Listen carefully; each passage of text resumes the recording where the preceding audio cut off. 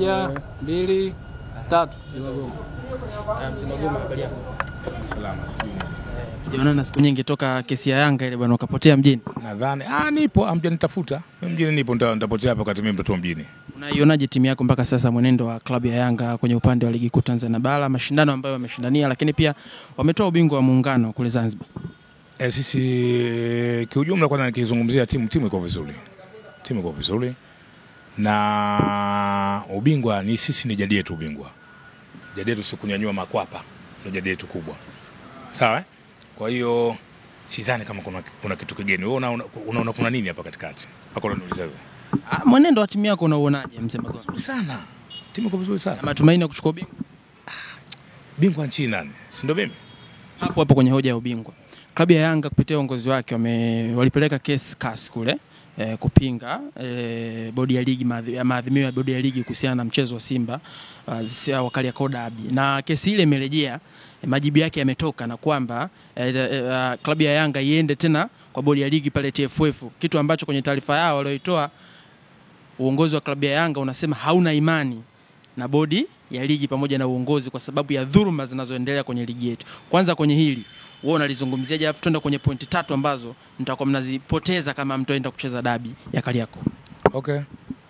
Kwanza alikuwa ni mmoja wapo mimi wa kusupport kwamba Yanga isiingize timu uwanjani kwa season namba 1, si ndio Kwa hiyo hii season namba 2 mimi sikuiafiki kwa sababu kukataa kwa sisi bado tulikuwa na sehemu ambazo za kupitia. Kwamba baada ya TFF kuna vyombo vya sheria hapa vya michezo. Vinatakiwa tupitie pale. Bado kuna baraza la michezo la taifa. Inabidi tupite hapo, alafu tuangalie hukumu zao zinakwenda vipi. Tukiona hukumu zao zinakwenda ovyo upande wetu sisi, ndio twende kule. Lakini sasa sielewi jinsi walivyokaa wao wenyewe baada sio kusema kwamba tusiingize timu, walivyokaa wakaamua kwamba kukata rufaa CAS. Hili sisi tulikuwa tulijui. Kama mashabiki, sio mashabiki, kama wanachama na wadau wenyewe. Kwa sababu hata mimi kama wanakaa na mimi chini kusema kwamba sio ndio kukata rufaa kule. Sawa? Mimi naweza nikawapa kipengele. Unajua unaweza kwa nani huyu wakili ukadhani kwamba mambo ya michezo unaweza kufikiria kama vile mahakamani, unaingia mahakamani basi kile sheria hiyo. Sheria za michezo kuna sheria namba 12 ya baraza la michezo. Sawa? Kuna vipengele mule ndani. Unapekua vipengele vinazungumza nini? Alafu unachukua katiba ya TFF. Unaangalia na kanuni zinasemaje vile. Ndio upate jibu sahihi la kwenda kukata rufaa. Kwa sisi kama inaonekana tumekurupuka, na kukurupuka kwetu ni kwamba watu walifanya ni siri. Baada ile kuna wako na wakapeleka kule. Sasa kule wameirudisha hapana. Kuna sehemu hamkuzipitia, mlitakiwa mzipitie hizo kwanza, halafu ndo mlete huko maamuzi yao. Sawa bwana? Kama wamkupata mnaita huko. Sasa huku tunaporudi tunasema kwamba sisi hatuchezi ligi. Hatuna imani na bodi. Hatuna imani na TFF. Lakini ndo hao walioshika mpira. Chelo, yani ule mpira wa nchi wameshika hao. Ina maana kwamba wewe kutuhakikishia kwamba timu haingii uwanjani, sisi tushuke daraja la 4. Sawa? Tunyang'onye pointi 15 siku hiyo Simba anatangazwa kwa bingwa. Hebu niambie. Hii nchi itakuwaje? Chafuka. Ule uongozi utakaa hapa madarakani? Unatushusha daraja sisi tu daraja. Lakini baadhi ya wanachama wengi wamekuwa wakiunga mkono hiki kinachozungumzwa na kwamba wanasema tuingize timu. Nasemaje kwa sasa hivi mzunguko ule kwenda season namba 2 hawaelewi. Lakini mimi sasa hivi nishaelewa kwamba hapa kuna kitu fulani ambacho kinachowindwa. TFF sio wetu. Sawa na bodi ya ligi sio wetu, sawa? Unasema nini ukisema sio wetu? Sio wetu kwa sababu mara nyingi sana zile taratibu hawazifuati.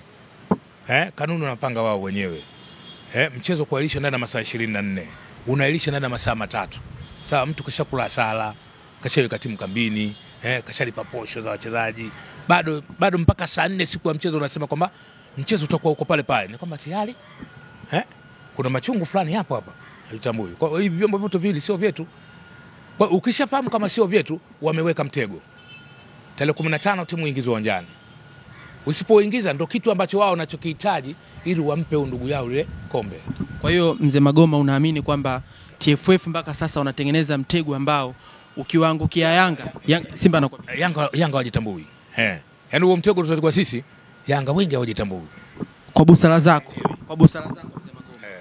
Wewe ni mkongwe kwenye klabu ya Yanga. Ukipata nafasi ya kumshauri Hersi kwenye kipindi hiki kigumu ambacho masikio na macho ya wanachama wa Yanga. Wanautaka ubingwa, lakini pia mechi hiyo ukiwauliza wengine wanasema tukacheze tu tuondoe maneno, lakini uongozi umesimamia msimamo kwamba kama tutacheza, manake kama kasi wamerudisha majibu kwamba bwana hiyo kesi ianzie huku, na hawa ndo custodian wa kwanza TFF pamoja na bodi ya ligi. Wewe unaishauri vipi klabu ya Yanga ifanyaje kuvuka kwenye kipindi hichi kigumu? Labda kitu cha kwanza ni kwamba wasifikirie tena, maana sasa hivi wanasheria wa Yanga, kile kitengo cha wanasheria Yanga hawana kitengo cha wanasheria, chote kiko ovyo ovyo, unaelewa? Kwa hiyo hapa wanapanga kitu hiki sasa, twende FIFA, sawa, tukale tena rufaa nyingine FIFA, maana watoke kasi waende FIFA. Unaona bwana, ni kitu ambacho cha kijinga. Mimi sikioni kama kitu kina busara zaidi, unaelewa? Kwa sababu kule unapokwenda, hata tukikata kule bado wao wataturudisha yale, sawa. Rudini katika vyombo hivi vya chini husika, rudini katika chombo chenu cha kasi. Sasa kasi utakwambia sio kurudisheni kule, rudini tena kule. Unaona bwana, zile pesa zote ambazo mtakazokatia rufaa inakuwa klabu imepoteza mabilioni ya pesa, unaelewa? Sasa mimi nazungumzia katika vyombo vya habari, ni kwamba nafasi yangu mimi sio kwamba kupata nafasi ya kuonana naye, no. Yule hawezi kuonana na mimi, na mimi siwezi kuonana na yule, kwa sababu kila mtu anaweka mipaka yake, sawa. Sasa kabomba nafasi, wazee wa klabu ya Yanga mje mnishauri, ni kijana bado mdogo Elsi. Kama atakuwa amelijua hilo, sitakwenda kumshauri. Kama atakuwa amelijua hilo, tutakwenda kumshauri, lakini ushauri wa bure sisi tunazungumzia katika vyombo vya habari. Na nadhani kwamba wakongwe anawajua, lakini ana sababu nao, sababu kwa sasa tunahitajika busara. Wakongwe anawajua, lakini sasa yeye ana sababu zake za kutokuwa na wakongwe, sawa. Yake washirikishi, ndio maana liko wazi ile mzee. Liko wazi. Sisi nilizungumzia katika vyombo vya habari.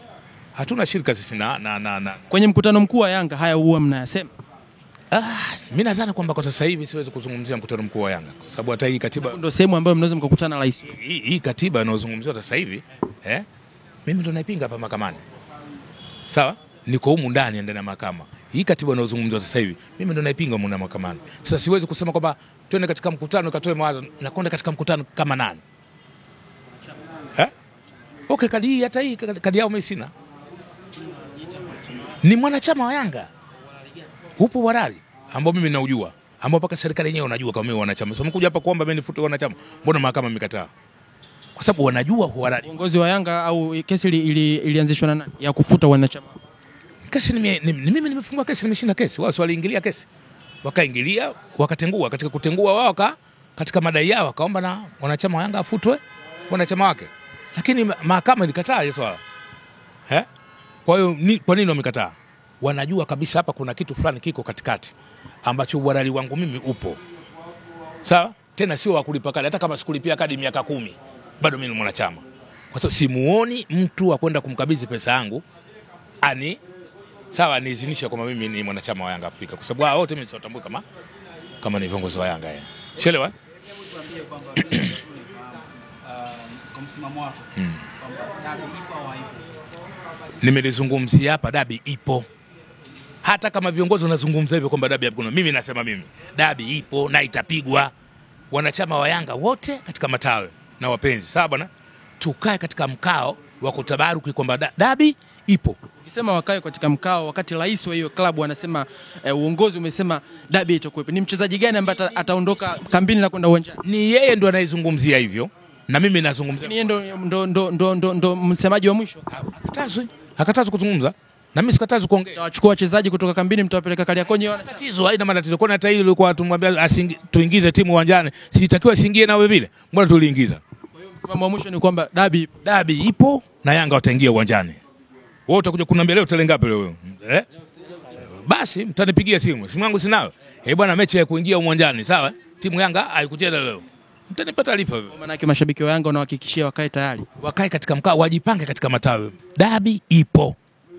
Wewe anayesema sijui injini rais kwamba dabi hakuna nini, haiwezekani. Kwa sababu ukiangalia kitu kwa umakini kwamba yeye kama atakataa kuingiza timu uwanjani, na maana Yanga lazima ikatoe pointi 15. Sawa bwana? Lazima ishushwe daraja la 4. Ni kigumu. Hatuwezi kukubali kwa kitu kama hicho. Kwenda kupoteza mechi moja tu na Simba. Twende tukacheze, hata kama tunafungwa ndio mchezo ulivyo. Lakini Yanga 15 unatoa. Unaelewa? Twende tukacheze hata kama tutafungwa. Lakini tumepoteza pointi 3, sio 15. 15 umetuhakikishia wewe unayeongoza hapo, wewe sio Yanga, wewe ni Simba. Wewe unacheza nao tu wale kwa kioo, watu tuangalie tu kwamba wewe unacheza nao, lakini wewe ni Simba. Umeamua kuwapa ubingwa wale. Lazima timu ingie uwanjani. Wewe mzee Magoma, tumalize kwa hili. Umesema pia wewe mwenyewe unaziona dhuluma kwenye uongozi wa TFF pamoja na bodi ya ligi. Kama unakubali kwamba Yanga iingize timu uwanjani, umekubali kuchutama mbele ya TFF na bodi ya ligi? Nasemaje? Hao ndio wenye mpira wao. Walikuwa watu wa kwanza kuwakataa ile katika kipindi cha uchaguzi kwamba watu watufai. Sawa bwana? Lakini kwa sasa hivi lishatokea hili, hapa kuna mtego. Lazima sisi twende uwanjani. Bora mkubali. Bora tukubali. Tuangalie tu kwamba mwaka huu ndio uchaguzi mwakani. Basi kalia tena asirudi tena katika madaraka basi.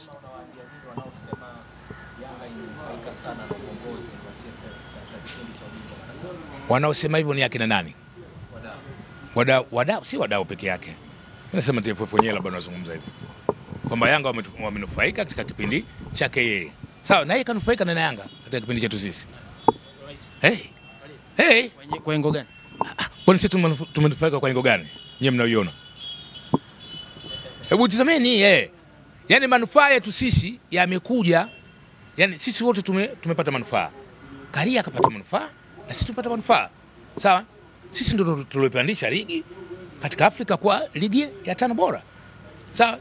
Baada ya kushiriki katika mashindano ya kimataifa na timu za taifa zote tulikuwa na Simba wakikusikia hivi na watakuja juu.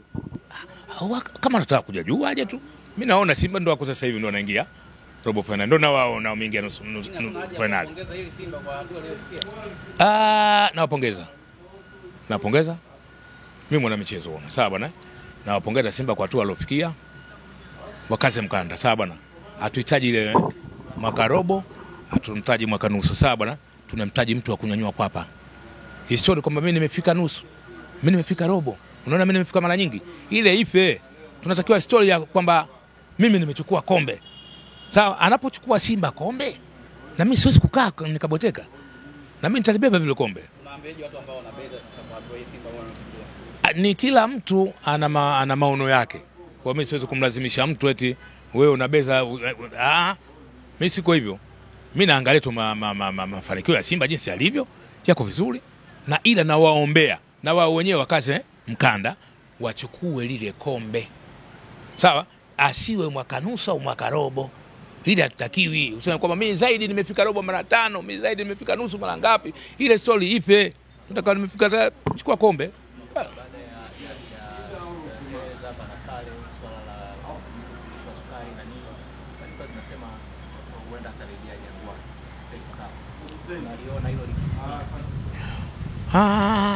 Unajua